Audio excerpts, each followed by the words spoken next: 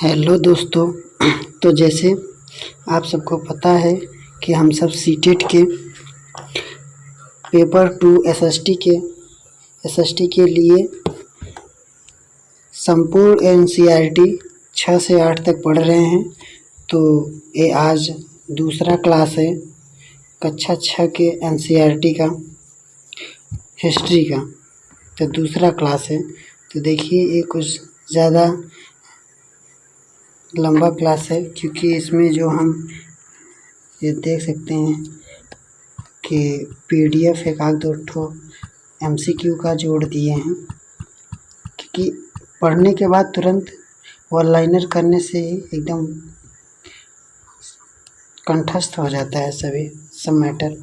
तो इसीलिए देखिए, अगर आज एक वीडियो में नहीं हो पाएगा तो हम सब इसको 2 वीडियो में देखेंगे। तो चलिए हम सब पढ़ना प्रारंभ करते हैं। तो देखिए शीर्षक क्या है। शीर्षक है आखेट खाद्य संग्रह से भोजन उत्पादन तक। आखेट खाद्य संग्रह से भोजन उत्पादन तक। तो देखिए आखेट का मतलब शिकार। यहाँ देखिए, तो देखिए ये कहानी था और ये देखिए यहाँ पर ये भी कहानी है। जहाँ क्वेश्चन बनेगा तो हम बताएंगे, पर तब पर भी क्योंकि कभी कभी क्या होता है कि जो कहानी होता है उसी के एक या 2 लाइन को उठाकर कथन या कारक में रख देता है। तो हम सब कहानी को भी एकदम ध्यान से सुने रहेंगे तभी उसको जान पाएंगे, नहीं तो नहीं जान पाएंगे। इसमें वन लाइनर क्वेश्चन बहुत कम ही पूछता है। तो देखिए क्या लिखा गया है कि आरंभिक मानव आखिर वे इधर उधर क्यों घूमते थे। जो पहले के मानव थे वे इधर उधर क्यों घूमते थे। तो देखिए नीचे लिखा है कि हम उन लोगों के बारे में जानते हैं जो इस महाद्वीप में अर्थात इस भारत के अपने इस महाद्वीप में 20 लाख साल पहले रहा करते थे। आज हम उन्हें आखेट या खाद्य संग्रह के नाम से जानते हैं। तो इसको थोड़ा सा एकदम ध्यान देना कि आज उन्हें हम जो उपमहाद्वीप में रहते थे उसे आज हम किस नाम से जानते हैं। ऐसे पूछ सकता है, तो याद रखना उसे हम क्या कहते हैं, आखेट खाद्य संग्राहक। देखिए अब इन्हें आखेट खाद्य संग्राहक क्यों कहा जाता था, इस बात को बताया गया है। तो आगे बताया गया कि भोजन का इंतजाम करने की विधि के आधार पर उन्हें इस नाम से पुकारा जाता था। किस लिए? भोजन का इंतजाम करने की विधि के आधार पर उन्हें आखेट खाद्य संग्रह के नाम से पुकारा जाता था या बुलाया जाता था। आमतौर पर खाने के लिए वे जंगली जानवरों का शिकार करते थे, मछलियाँ और चिड़िया पकड़ते थे, फल फूल, दाने, पौधे, पत्तियाँ, अंडे इकट्ठा किया करते थे। तो इन सबको थोड़ा इसे कहानी की तरफ याद रखना या सुने रहना कि वे सब खाद्य मतलब खाने के लिए क्या क्या करते थे। तो देखिए मछलियाँ पकड़ते थे, चिड़ियों को मारते थे, फल फूल, दाने, पौधे, पत्तियाँ, ये आदि सभी कार्य करते थे। आगे देखिए, आखेट खाद्य संग्राहक समुदाय के लोग एक जगह से दूसरे जगह घूमते रहते थे। ऐसा करने के कई कारण थे। जो आखेट खाद्य संग्राहक लोग थे वे एक दूसरे से दूसरे जगह जाते आते रहते थे। अब ऐसा क्यों करते थे, इन सब बात को दर्शाया गया है। देखिए पहला कारण यह है कि अगर वे एक जगह पर ज़्यादा दिनों तक रहते हैं तो आसपास के पौधों, फलों और जानवरों को खाकर समाप्त कर देंगे। जैसे कि अभी यहाँ पर लाइन में बताया गया कि वे खाने के लिए भोजन के रूप में मछलियाँ, चिड़िया, फल फूल, पत्तियाँ यही सब खाते थे। तो अगर एक ही जगह रहेंगे तो वो क्या होगा, समाप्त के कगार पर आ जाएगा। तो इसीलिए वे एक जगह से दूसरे जगह आते जाते रहते थे। आगे देखिए क्या कहा गया है कि इसलिए और भोजन की तलाश में इन्हें दूसरी जगहों पर जाना पड़ता था, भोजन की तलाश के लिए। ये कहानी है, सिर्फ वैसे पढ़ रहे हैं और इसको याद रखना, ये नहीं कि इसको हल्के में भी मत लेना। दूसरा कारण यह है कि जानवर अपने शिकार के लिए या फिर हिरण और मवेशी अपना चारा ढूंढने के लिए जगह से दूसरी जगह, एक जगह से दूसरी जगह जाया करते थे। इसलिए इन जानवरों का शिकार करने वाले लोग भी इनके पीछे पीछे जाया करते थे। देखिए, मवेशी मतलब जो चारागाह होता है, अपने जो पालतू बनाए थे जो जानवरों को, उनके चारा के लिए एक जगह से दूसरे जगह जाते थे। ये भी एक रीजन बताया गया है। आगे देखिए इन सबको। अब बोल रहे हैं कि तीसरा कारण क्या है, कि तीसरा कारण यह है कि पेड़ों और पौधों में फल फूल अलग अलग मौसम में आते थे। इसलिए लोग उनकी तलाश में प्रयुक्त मौसम के अनुसार एक इलाके से दूसरे इलाके में या एक जगह से दूसरी जगह घूमने जाते थे। ये भी एक कारण बताएं कि हो सकता है कि उस जगह जो पेड़ पौधे हैं वहाँ का वातावरण अलग है, वहाँ के जो फल फूल हैं वे किसी दूसरे मौसम में फलते फूलते हैं, तो इसीलिए वहाँ पर चले जाते हैं। जब यहाँ पर मौसम, यहाँ का वातावरण के अनुसार यहाँ पर फल फूल होते हैं तो यहाँ पर चले जाते हैं। देखिए चौथा रीजन बताया गया है कि चौथा कारण यह है कि पानी के बिना किसी भी प्राणी या पेड़ पौधे का जीवन रहना संभव नहीं होता है। पानी झीलों, झरनों और नदियों में ही मिलता है। यद्यपि कई नदियों और झीलों का पानी कभी नहीं सूखता। कुछ झीलों और नदियों में पानी बारिश के बाद ही मिल पाता है। इसलिए ऐसी झीलों और नदियों के किनारे बसे लोगों को सूखे मौसम में पानी की तलाश में इधर उधर जाना पड़ता था। देखिए पानी के चौथा कारण पानी भी है। जैसे जहाँ पर रहते थे वहाँ एकदम उपलब्धता में जितना उनकी आवश्यकता थी उनका उतना पानी नहीं मिल सकता था, इसलिए वे एक स्थान से दूसरे स्थान तक भी जाते थे पानी के लिए भी। अब देखिए अगला क्या बता रहे हैं कि आरंभिक मानव के बारे में जानकारी कैसे मिलती है। अब बता रहे हैं कि उन सब के बारे में कैसे, किस चीज़, कौन से साक्ष्य हैं जो जानकारी मिलती है। तो देखिए पुरातत्वविदों, इसको याद रखना, पुरातत्वविदों मतलब क्या, वो पुरातत्वविदों किसे कहते हैं इसको याद रखना है। पहले चैप्टर में बताए थे कि जो पुरातत्वविदों, जो प्राचीन, यही जो आरंभिक मानव थे, इन सब के बारे में जो अध्ययन करते थे, जो साक्ष्य मिलता था, जो अध्ययन करते थे उन्हें पुरातत्वविद कहते थे, और जो साक्ष्य मिलता था उसे क्या कहते थे, स्रोत कहते थे। तो इन सब बातों को हमेशा कहीं पर भी आए तो याद रखना। तो देखिए बोले कि पुरातत्वविदों को कुछ ऐसे वस्तुएं मिली हैं जिनका निर्माण और उपयोग आखेट खाद्य संग्राहक किया करते थे। यह संभव है कि लोगों ने अपने काम के लिए पत्थरों, लकड़ियों और हड्डियों के औजार बनाए हों। इनमें से पत्थरों के औजार आज भी बचे हैं। इनमें से कुछ औजारों का प्रयोग फल फूल काटने, हड्डियों और मांस काटने तथा पेड़ों की छाल और जानवरों की खाल उतारने के लिए किया जाता था। कुछ के साथ हड्डियों या लकड़ियों के मुट्ठे लगा कर भाले और बाण जैसे हथियार बनाए जाते थे। कुछ औजार से लकड़ियाँ काटी जाती थी। लकड़ियों का उपयोग ईंधन के साथ साथ झोपड़ियों और औजार बनाने के लिए भी किया जाता था।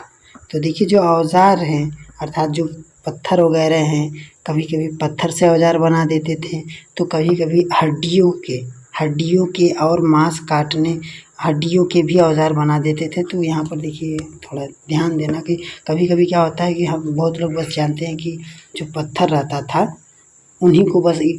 उन्हीं को तराश कर से औजार बनाते थे। तो यहाँ पर देखिए हड्डी जो होते थे, मृतकों का जो हड्डियाँ होता था उनसे भी वे औजार बनाते थे। तो इसको भी थोड़ा याद रखना। आगे देखिए यहाँ पर देखिए दिखाया गया है चित्र में कि देखिए ये पत्थर है, थोड़ा सा नुकीला है। यहाँ पर देखिए लिखा गया है कि पत्थर के औजारों का प्रयोग बाएं इंसान के खाने योग्य जड़ों को खोदने के लिए किया जाता था और जानवरों के खाल से बने वस्त्रों को सीलने के लिए भी किया जाता था। आगे देखिए कई पुरा स्थल नदियों और झीलों के किनारे पाए जाते हैं। इसमें ज़्यादा कुछ खास नहीं है, बस ऐसे लिखा गया है कि पूरा जैसे कभी पूछ सकता है कि जो पूरा स्थल है वे अक्सर कहाँ पाए जाते हैं या कहाँ पर पाए जाते हैं, बस ऐसे बोल दिए। तो याद रखना कि नदी और झीलों के किनारों पर। आगे देखिए ये वाला देखिए, ये देखिए इस चैप्टर का एकदम इम्पॉर्टेंट पॉइंट है, इसको याद रखना एकदम मोस्ट इम्पॉर्टेंट है। तो इसको देखिए क्या लिखा गया है कि भीमबेटका आधुनिक मध्य प्रदेश में है। पूछा जाता है कि भीमबेटका कहाँ पर है, तो आधुनिक मध्य प्रदेश, इस समय का जो मध्य प्रदेश है। अब भीमबेटका क्या यहाँ पर क्या मिला, तो बोल रहे हैं इस पूरा स्थल पर गुफाएं व कंदराएं मिली। कहाँ पर, या तो पूछेगा भीमबेटका कहाँ पर है, तो आधुनिक मध्य प्रदेश, इस समय जो मध्य प्रदेश में है। भीमबेटका में को किस लिए जाना जाता है या क्या मिला, तो यहाँ पर पूरा स्थल व गुफाएं व कंदराएं मिली हैं।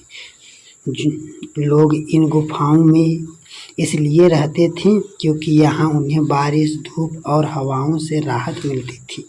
ये गुफाएं नर्मदा घाटी के पास हैं। याद रखना कि जो भीमबेटका है ये आधुनिक मध्य प्रदेश में है। यहाँ पर क्या कंदराएं और गुफाएं मिली हैं। आगे देखिए यहाँ ये देखिए कि चित्र है, कोई चित्र बनाया गया है कि शैल चित्र है कि ये शैल चित्र है। देखिए जानवर है, ये हिरन है, ये शिकारी है, इसको मारने का प्रयास कर रहा है। देखिए क्या है कि जिन गुफाओं में लोग रहते थे उनमें से कुछ की दीवारों पर चित्र मिले थे। इनमें कुछ सुंदर उदाहरण मध्य प्रदेश और दक्षिण प्रदेश की गुफाओं में मिले चित्र हैं। इनमें जंगली जानवरों का बड़ी कुशलता से संजीव चित्रण किया जाता है। ये देखिए ये भीमबेटका है, ये भीमबेटका की गुफाएं वगैरह जो हैं इन्हीं पर्वतों में हैं। आगे देखिए यहाँ पर देखिए पूरा स्थल। देखिए पूरा स्थल किसे कहते हैं, पूछ देता है कभी। तो देखिए पूरा स्थल उस स्थान को कहते हैं जहां औजार, बर्तन और इमारतों जैसे वस्तुओं के अवशेष मिलते हैं।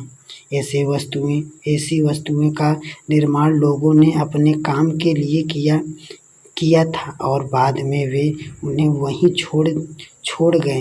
ये जमीन के ऊपर अंदर, कभी कभी समुद्र और नदी के तल में भी पाए जाते हैं। इन पुरा स्थलों के बारे में आपको अगले अध्याय में बताया जाएगा। तो देखिए बस इतना जानना है कि पुरा स्थल किसे कहते हैं कि वह स्थान जहाँ पर औजार, बर्तन, इमारतों और आदि जैसे जो सामान है, सामग्री है, उसका जो जहाँ पर अवशेष मिलता है कहीं पर, वह क्या होता है, पूरा स्थल होता है। वहाँ पर मिला अर्थात जो भी कोई साक्ष्य जहाँ पर मिला उसी को हम पूरा स्थल कहते हैं। बस इतना जान लो। आगे देखिए ये भी देखिए इस चैप्टर का सबसे इम्पोर्टेंट है। और सब कहानी की तरफ याद करना, पर जहाँ इम्पोर्टेंट बता रहे हैं वहाँ एकदम थोड़ा गौर करके एकदम ध्यान से उसको याद करने की कोशिश करना। और उसके बाद तो ये PDF भेज देते हैं टेलीग्राम पर, डिस्क्रिप्शन में है, वहाँ से जुड़कर जब टाइम मिले आपको एक बार इसको रीड कर लेना है। तो देखिए आग की खोज। देखिए आग की खोज, कुरनूर, कुरनूल गुफा, यहाँ यहाँ राख के अवशेष मिले। ये वाला देखिए इस चैप्टर में यही बार एक आध बार नहीं, कम से कम 3-4 बार, या जब भी पूछता है तो ये वाला क्वेश्चन जरूर उठा लेता है इस चैप्टर से कि जो राख के अवशेष हैं वे कहाँ पाए गए थे। तो देखिए कुरनूर गुफा में राख के अवशेष मिले हैं। इसका मतलब यह है कि आरंभिक लोग आग जलाना सीख गए थे। आग का इस्तेमाल कई कार्यों के लिए किया गया होगा, जैसे कि प्रकाश के लिए, मांस भूनने के लिए और खतरनाक जानवरों को दूर आदि भगाने के लिए। मतलब इस समय क्या था, आग इसके पहले ही खोजी जा चुकी थी। तो ये बस इसमें से बस इतना याद रखना कि पूछेगा कि राख के अवशेष कहाँ मिले हैं, तो कुरनूल की गुफाओं में। बस इतना याद रखना इसको। बस आगे देखिए,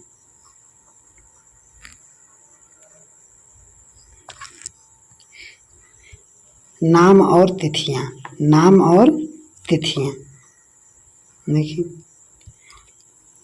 देखिए क्या लिखा है कि हम जिस काल के बारे में पढ़ रहे हैं, पुरातत्वविदों ने उनके बड़े बड़े नाम रखे हैं। आरंभिक काल को वे पूरा पाषाण काल कहते हैं। देखिए ये जो है, ये इससे मान लीजिए अगर जब कहीं से भी नहीं मिलता है तो यहीं से क्वेश्चन बनाता है। एक आध दो तो पॉइंट बताएं, वहाँ से बना देता है, पर यहाँ से जो है, यहाँ से अक्सर करके फिर बनाना शुरू करता है। अगर वो सब नहीं बनाएगा तो यहाँ से वो उठा लेता है प्रश्न, क्योंकि ये एकदम जान लीजिए पूरा एकदम इस चैप्टर का पूरा इस सार लिख दिया है इसी बॉक्स में। तो देखिए जो हम जिस काल में या जिस काल के बारे में पढ़ रहे हैं ना, उसे जो पुरातत्वविद थे, अर्थात जिन्होंने खोजे थे, उसका अनेक नाम रखे हैं। तो जैसे देखिए आरंभिक काल को वे, जो आरंभिक काल था उसको हम पूरा पाषाण काल कहते हैं। आरंभिक काल को पूरा पाषाण काल, इसको रखते रहना, आगे है वन लाइनर क्वेश्चन है। तो देखिए जो आरंभिक काल था उसको हम पूरा पाषाण काल कहते हैं।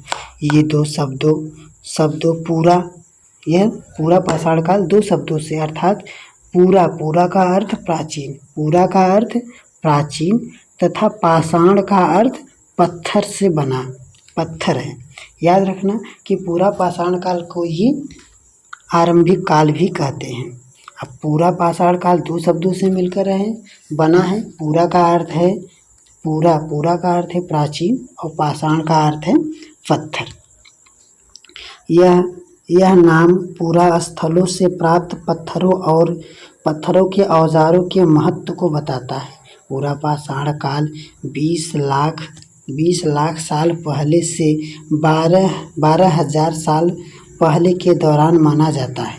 तो इसका जो सन दिया है, सन को भी एकदम याद रखना कि जो पूरा पाषाण काल का जो डेट बताए हैं, क्या बताएं, 20 लाख साल पहले से 12,000 साल पहले के दौरान माना जाता है। इस काल को भी इस पूरा पाषाण काल को 3 भागों में विभाजित किया गया है। अब देखिए यही पूरा पाषाण काल को 3 भागों में विभाजित किया गया है। पहला क्या है, आरंभिक काल। पूरा पाषाण काल को 3 भागों में विभाजित किया। पहला क्या है, आरंभिक काल। दूसरा का है मध्यकाल, मध्यकाल। अब और तीसरा का है उत्तर काल या उत्तर पूरा पाषाण काल। तो फिर से देखिए, ये जो आरंभिक काल थे इसको पूरा पाषाण काल कहा गया। अब इस पूरा पाषाण काल को 3 भागों में बांटा गया है। पहला है आरंभिक काल, दूसरा है मध्य पाषाण काल, और तीसरा है उत्तर पाषाण काल या उत्तर पूरा पाषाण काल। तो इसमें देखिए, इसका बस इतना याद रखना, पूरा पाषाण काल को 3 भागों में बांटा गया है। और पूरा पाषाण काल कब से कब तक, कब से कब तक था? तो इसका था 20 लाख साल पहले से 12,000 साल पहले के दौरान। अब देखिए आगे यहाँ पर कि लिखा गया है कि मानव इतिहास की लगभग एक मिनट देखिए, मानव इतिहास की लगभग 99% कहानी इसी काल के दौरान घटित हुई। अर्थात जो कहानियाँ हम सब जानते हैं, बता रहे हैं कि जो 99% कहानियाँ जानते हैं, जो कहानियाँ जानते हैं वो 99% कहानियाँ इसी काल अर्थात पूरा पाषाण काल के समय ही घटित हुआ था। इसका समय देखिए, जिस काल में हम पर्यावरणीय बदलाव मिलते हैं उन्हें याद रखना। ये वाला देखिए एकदम इम्पोर्टेंट है। ऐसे डायरेक्ट यहाँ से ऐसे प्रश्न उठाएगा, ऐसे पूरा वाक्य उठा लेगा कि जिस काल में हमें पर्यावरणीय बदलाव मिलते हैं उसे कहा जाता है। तो याद रखना, उसे क्या कहा जाता है? मेसोलिथ। क्या कहा जाता है? मेसोलिथ। जिसमें पर्यावरणीय बदलाव मिले उसे हम मेसोलिथ कहते हैं, यानी मध्य पाषाण युग। अब याद रखना कि मध्य पाषाण युग को ही उल्टा भी पूछ सकता है। मध्य पाषाण युग को ही मेथोलिक कहते हैं।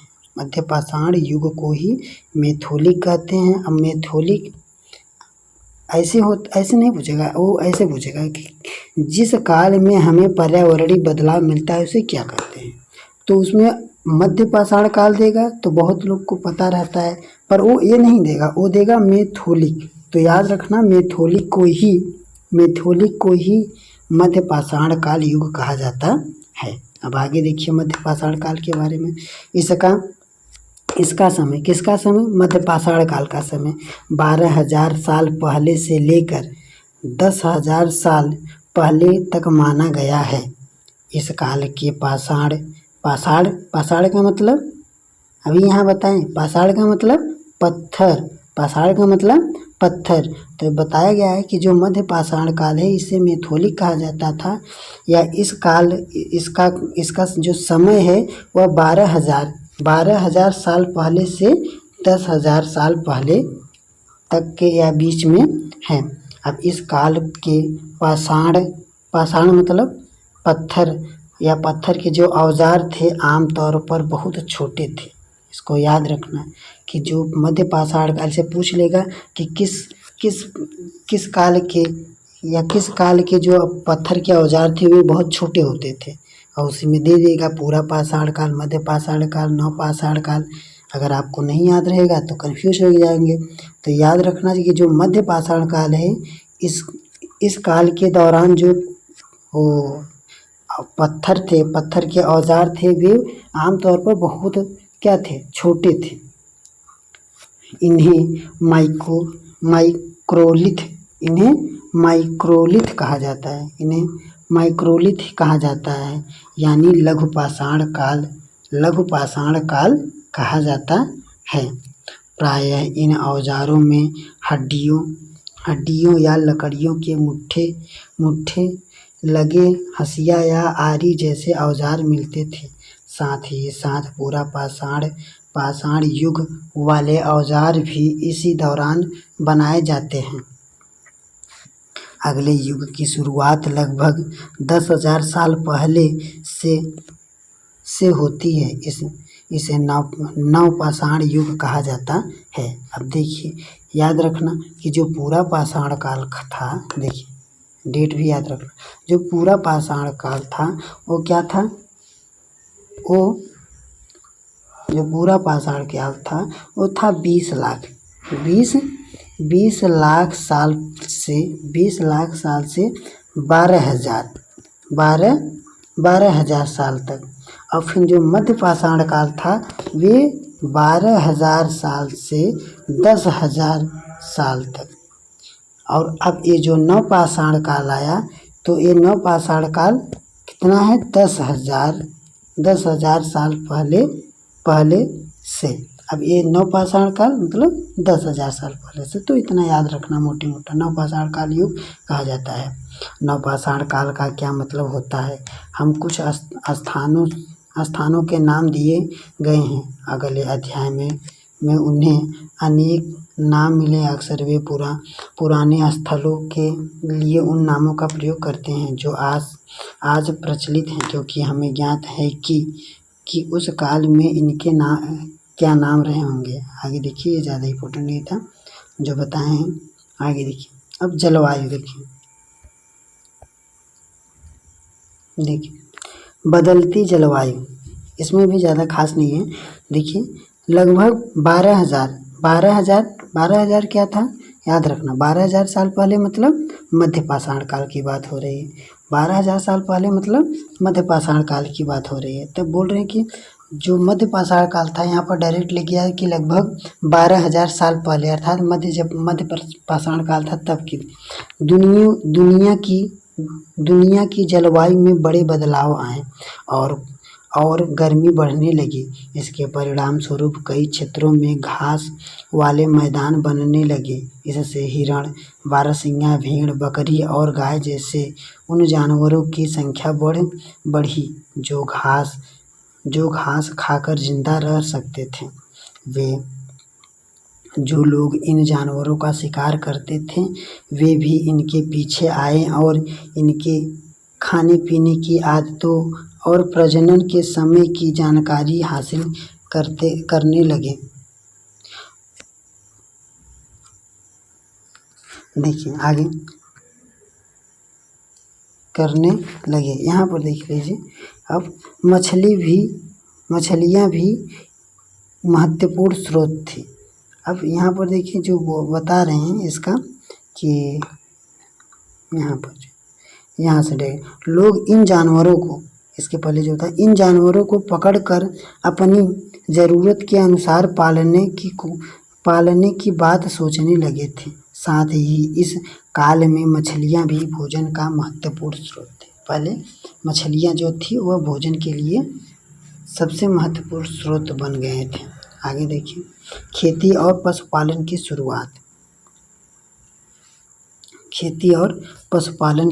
शुरुआत।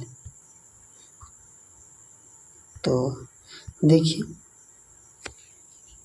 इस दौरान उपमहाद्वीपों के भिन्न भिन्न इलाकों में गेहूं और जौ और धान जैसे अनाज प्राकृतिक रूप में उगने लगे थे। शायद महिलाओं, पुरुषों और बच्चों ने इन अनाजों को भोजन के लिए बटोरना शुरू कर दिया होगा। साथ ही वे यह भी सीखने लगे होंगे कि यह अनाज कहाँ उगते थे और कब पककर तैयार होते थे। ऐसा करते करते लोगों ने कई अनाजों को खुद पैदा करना सीख लिया होगा। इस प्रकार धीरे धीरे वे कृषक बन गए होंगे। इस तरह लोगों ने अपने घरों के आसपास चारा रखकर जानवरों को आकर्षित कर उन्हें पालतू बनाया होगा। सबसे पहले जिस जंगली जानवर का पालतू बनाया था वह कुत्ते का पूर्वज था। तो देखिए, यहाँ से इतना क्वेश्चन पूछता है कि सबसे पहले किसको पालतू बनाया था? तो कुत्ते को पालतू बनाया था। वो कुत्ता क्या था? वो कुत्ते का पूर्वज था। ऐसे पूछता है, एक कारण या कथन में से उठाकर दे देगा पूरा कि मानव ने सबसे पहले किसको पालतू बनाया था। तो यहाँ पर आ जाएगा कि कुत्ते के पूर्वजों को, या कुत्ते के पालतू कुत्ते के पूर्वजों को। आगे देखिए, धीरे धीरे लोग भेड़, बकरी, गाय और सूअर जैसे जानवरों को अपने घरों के नज़दीक आने को उत्साहित करने लगे। ऐसे जानवर झुंड में रहते थे और ज़्यादातर घास खाते थे। अक्सर लोग अन्य जंगली जानवरों के आक्रमण से इनकी सुरक्षा किया करते थे और इस तरह धीरे धीरे वे पशुपालक बन गए। तो देखिए, इतने पूरे मैटर में बस इतना याद रखना कि जो सबसे पहले पालतू बनाए थे वे कुत्ता का पूर्वज था। और इसमें देखिए है तो नहीं, बस बता रहे हैं, इसके पहले वाले चैप्टर में था इसीलिए आया, तो हम सोचे बता दे। देखिए गेहूँ और जौ, गेहूँ और जौ, गेहूँ और जौ इसके पहले वाले जो चैप्टर था उसमें आया था इसका। तो देखिए जो गेहूँ और जौ था कहाँ पर पाया गया था, तो सुलेमान और किरथर पहाड़ी के, सुलेमान और किरथर पहाड़ी के बीच में। और किस दिशा था, तो उत्तर और पश्चिम में, उत्तर और पश्चिम में। और क्या है, धान, धान या यहाँ धान लिखा गया, वहाँ पर क्या था, चावल के साक्ष्य, चावल के साक्ष्य कहाँ पर मिले थे, तो विंध्य पहाड़ी, विंध्य पहाड़ी के, ये विंध्य पहाड़ी, गारो और विंध्य पहाड़ी के बीच में। और दिशा क्या थी, तो पूरब और पश्चिम था, पूरब और पश्चिम था। तो ये इन सब का अगले चैप्टर में, जो इसके पहले वाला जो चैप्टर हम सब पढ़े उसमें जिक्र आया था इसका, इसलिए यहाँ पर बताएं। देखिए आगे देखिए, तो चलिए ये चैप्टर कुछ ज़्यादा लंबा है तो इसको हम 2 पार्ट में करेंगे। तो चलिए आज यहीं